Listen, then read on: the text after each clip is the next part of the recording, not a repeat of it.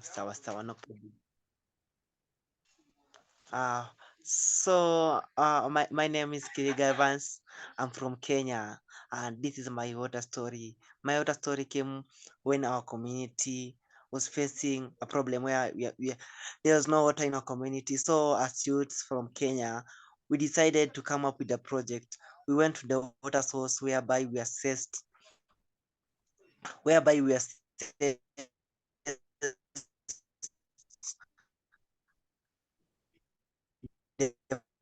the condition of the water. So people are dumping different, and also some people were cultivating or doing agriculture around the water sources. And also we found another thing.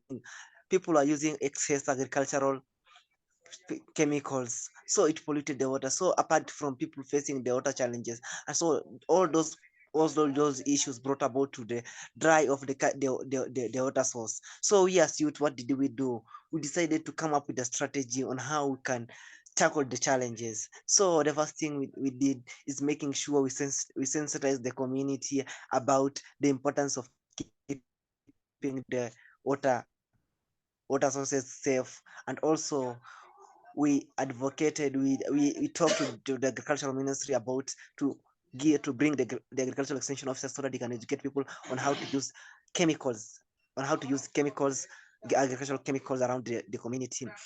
And another thing, as youths around the community, we made sure that we dig different dustbins whereby people can throw the dust, but instead of throwing them around the river. So that's what we did, and that experience really changed me the water perception. Because if we never acted to resolution, it will have led to a lot of problems around the community. First of all, there will be spread of diseases around our community, like bilharzia, chloria, because some people are just facing diarrhea in the place. So as youths, so how can as youths perform this thing? How can we integrate? Because we are very passionate about making change in the community. So we approach the issue and we appreciate, because we value water, because water is a basic need. Every human being needs water to survive.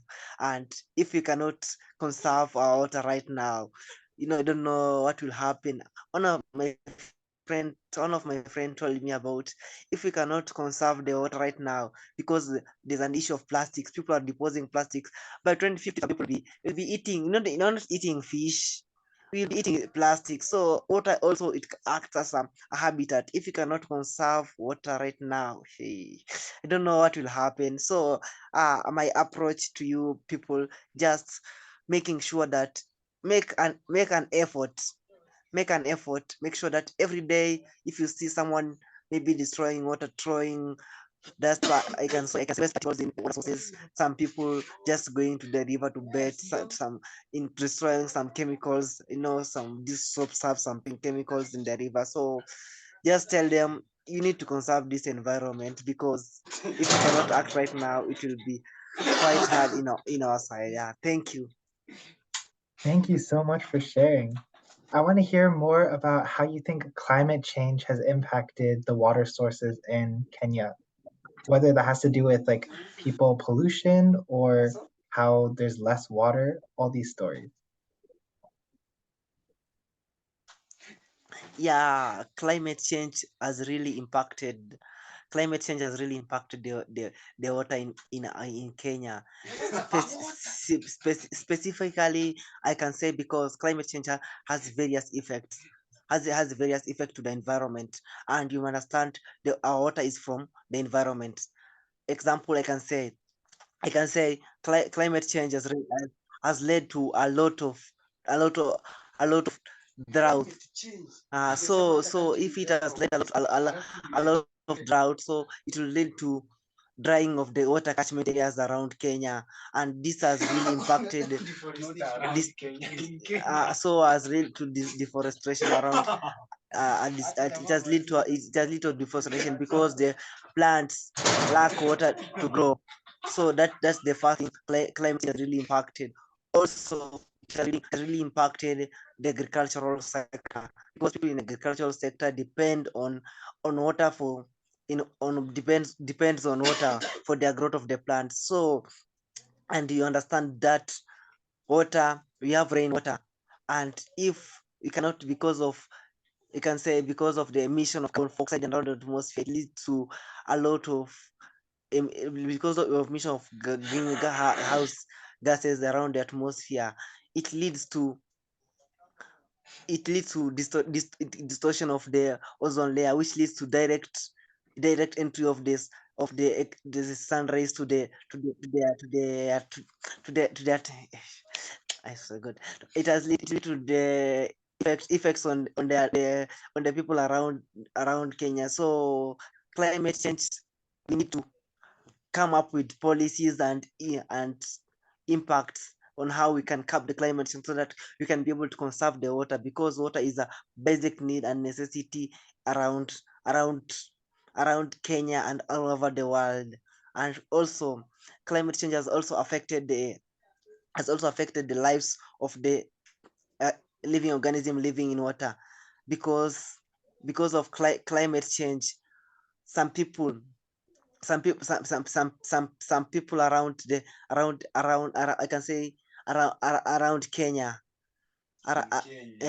some people around Kenya, they are just, I can say, because they just lack, maybe because of changes in climate, it has led to people cutting out trees. If they cut out trees due to floods, some of the chemicals and agricultural chemicals, there'll be a lot of erosion around the environment. So if there'll be a lot of erosion, the chemicals will be taken to the sea, to the oceans, and to the lakes around Kenya. So if they'll be taken, there will be a growth of acidity in the ocean. So it will affect the water, whereby water acts as an habitat for different living organism and fish. So that's the impact of yeah, that's the impact of climate change, according to me, in Kenya, in Thank you. water. One last question.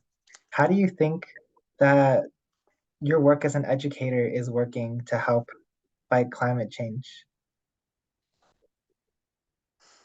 Yeah, fantastic. That's a nice question. So, my work as an educator, first of all, being a teacher and an educator, my work as a in climate change, what will well be do, because I've been given the and I've been given the opportunity to understand the curriculum. So I'm being a grassroots level, I'm interacting with different teachers, different individuals. For me, I believe knowledge is power, and if I give the young ones or the people around the community the knowledge of climate change, on how to curb different challenges around climate change or climate, and how on and also early warnings on climate change, so it will be very effective for me. Because if I educate a child, let's say I'm teaching in a primary school, because my specialization is in high school, but I got an opportunity to talk to primary school. If I tell a primary school, go and tell your mom this and this and this, he'll go and tell your mom. If he tells his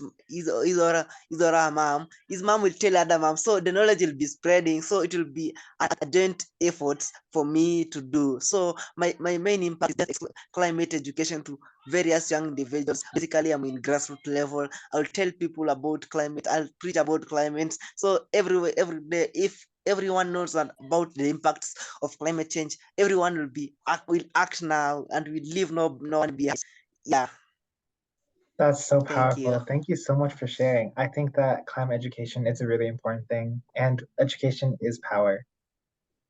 So, how do you say water Yeah, in your native education. language?